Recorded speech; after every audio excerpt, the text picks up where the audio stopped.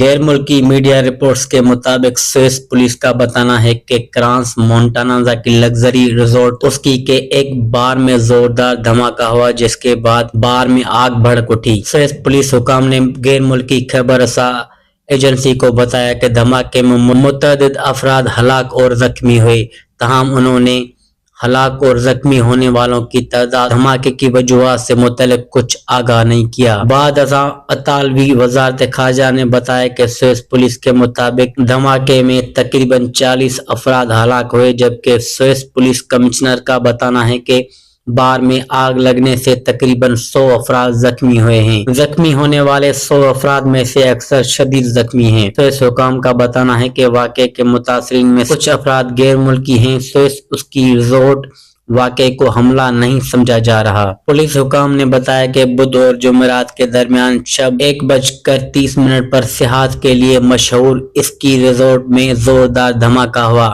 دھماکے کے وقت نیو ایئر نائٹ منانے والے افراد کی بڑی تعداد بار میں موجود تھی۔